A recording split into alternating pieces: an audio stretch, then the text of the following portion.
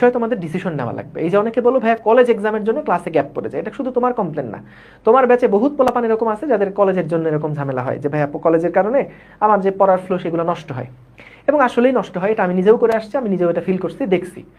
এখন এটার কারণে তুমি দেখো তোমার আসলে এই যে 1-1.5 বছর সময় পাচ্ছ হাতে, এটা কিন্তু আর কলেজ তোমার ফেরত দিবে না জীবনেও। তুমি দেখো কলেজে গিয়ে আসলে তোমার কোনো লাভ হচ্ছে কিনা। তোমার এখন টাকার থেকে সবচেয়ে গুরুত্বপূর্ণ হলো তোমার সময়। তোমার কাছে যদি মনে হয় যে কলেজে আমি জরিমানা দেওয়ার ভয়ে কয়েকটা টাকা বাঁচানোর জন্য আমি আমার সময়টা নষ্ট করতেছি, তাইলে ভাই কলেজে যাও না। মানে এটা খুব বড় ভাই হিসেবে আমি তোমাদের ফ্র্যাঙ্কলি একটা সাজেশন দিলাম। কেন দিলাম? তোমরা নিজেরাই অলরেডি এর মধ্যে বুঝে গেছো যে আসলে কলেজে গেলে আদৌ পড়াশোনা হচ্ছে কিনা, বা হলেও কি সেটা কম্প্রিহেন্সিভলি হচ্ছে কিনা। যে একটা চ্যাপ্টার যখন পড়াচ্ছে তখন কি আসলেই পর্যাপ্ত যেই টপিকগুলো দেখানো দরকার সেগুলোকে আসলে দেখানোর সময় হচ্ছে কিনা। অনেকগুলো কলেজে যে বলতেছো ক্লাসই হয় না, শুধু শুধু যাওয়া আসা। তো তাহলে এরকম যদি অবস্থা হয় তাহলে কলেজে গিয়ে খালি খালি সময় নষ্ট করতেছো। তাহলে ওই সময়টা তুমি যদি আসলেই বাসায় বসে অনলাইনে ক্লাস করো, বা রেকর্ড ক্লাসগুলো বা আগের গ্যাপ যেগুলো আছে সেইগুলা যদি রিভাইজ করতে থাকো, তাহলে তো কোনো অসুবিধা নাই, তাহলে তো বরং আরো লাভ।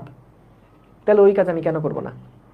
সো এই জন্য ডিরেক্ট একটা ডিসিশন নাও, স্ট্রেট ফরওয়ার্ড একটা ডিসিশন নাও, যে কোনো একটা। আমি বলতেছি না যে ভাইয়া কলেজ বাদ দাও। তোমার কলেজ যদি এরকম হয় যেখানে পড়াশোনা হয় না, যেখানে একটা চ্যাপ্টার যেখানে 7-8টা লেকচার লাগে সেখানে 3টা লেকচারে শেষ করাই দিচ্ছে, তুমি নিজেই বুঝতে পারতেছো যে ওইটা আসলে কতটুকু ভালো হচ্ছে তোমার জন্য।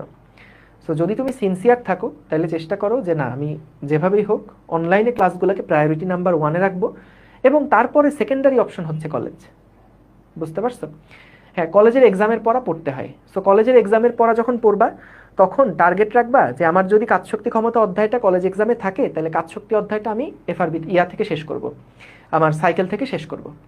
যদি এরকম হয় যে ভাই আমার কলেজে আমার হচ্ছে ধরো স্থিরতড়িৎ পরীক্ষা, কিন্তু আমার স্থিরতড়িৎ অধ্যায় পড়া হয় নাই, আমার কলেজে ভৌতালোক বিজ্ঞান অধ্যায়ও আছে। শোনো একটা কথা বলি, তোমার কলেজে মনে করো স্থিরতড়িৎ অধ্যায়ও আছে, ভৌতালোক বিজ্ঞান অধ্যায়ও আছে, তোমার প্রায়োরিটি থাকবে যেহেতু আমাদের সাইকেলে স্থিরতড়িৎ অধ্যায়টা পড়ানো শেষ, তাহলে স্থিরতড়িৎটা আগে ভালো মতন শেষ করো।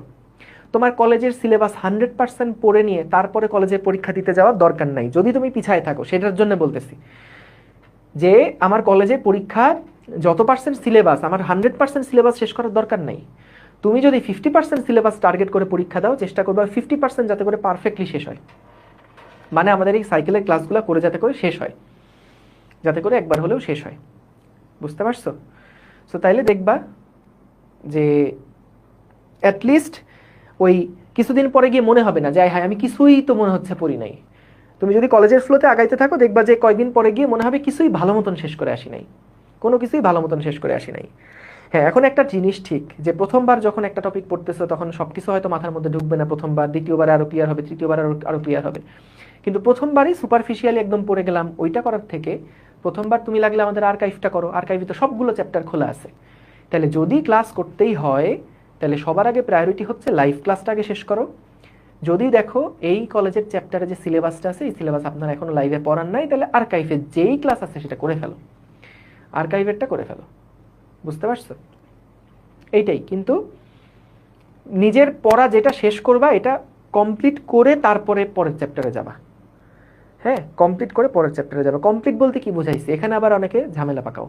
কমপ্লিট মানে এই না যে দুনিয়ার সকল প্রবলেম আমি একবারে সলভ করে তারপরে গিয়ে পরের চ্যাপ্টারে যাব, এইটা বলি নাই।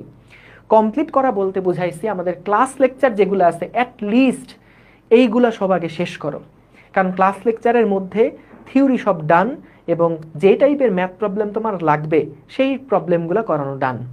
সো তুমি যদি ক্লাস লেকচার, ক্লাস লাইভ ক্লাসগুলো ভালো মতন ভাইয়া শেষ করো তাহলে আসলে ওই চ্যাপ্টার তোমার পড়া শেষ। এখন আমি একটা কথা বলি, তুমি যত ম্যাথই করো না কেন, যত টাইপের ম্যাথই করো না কেন, টিচার যদি চায় তোমাকে আটকাতে তাহলে না আটকানো পসিবল। কেন পসিবল? কারণ তুমি সময়ের মধ্যে বদ্ধ। তুমি একটা ম্যাথ একদিন সময় দিক তুমি পারবা, তোমাকে একটা ম্যাথ 20 মিনিট সময় দিক তুমি পারবা, কিন্তু যদি বলো ওই ম্যাথটা 2 মিনিটে করে ফেলো তখন কিন্তু একটা ঝামেলা হয়ে যাবে, খুব ভালো মতন ওইটা অ্যাপ্রোচ নিতে পারবা না।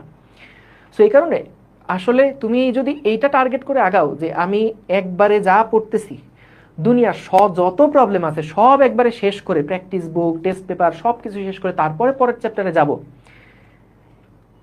এটা করতে পারলে বেস্ট। কিন্তু বেশিরভাগই সব শেষ করে যেতে পারবা না। দেখা যাবে ওই এক চ্যাপ্টার শেষ করতে তোমার 2 মাস লেগে গেছে। পরের চ্যাপ্টারে যে তুমি যাবা, ওই পরের চ্যাপ্টারে যাইতে গিয়ে দেখবা যে তখন অনেকে অনেক দূর আগায় গেছে, আমরাও অনেক দূর আগায় গেছি, তখন ওই ফ্লোই হারায় যাবে। সো এই জন্য যেটা করবা যে আগে প্রথমে ক্লাস লেকচার যা আছে, ক্লাসে প্রচুর ম্যাথই আসলে দেখানো হয়, এইগুলাকে ভালোভাবে শেষ করো, এইগুলাকে ভালোভাবে শেষ করো। এবং নতুন যে প্র্যাকটিস বুকটা আছে, নতুন যে প্র্যাকটিস শিটটা দেওয়া হয়েছে, ওই প্র্যাকটিস শিটটা দেখো। এবং যেই ম্যাথগুলো একবারে পারছো সেগুলো করো, যেগুলো মনে হচ্ছে কঠিন সেগুলো দাগায় রেখে পরের প্রবলেমে চলে যাও। কিন্তু ক্লাস লেকচারে যা কিছু করানো হচ্ছে এগুলো বারবার করে প্র্যাকটিস করো, দেখবা যে এর বাইরে আসলে খুব বেশি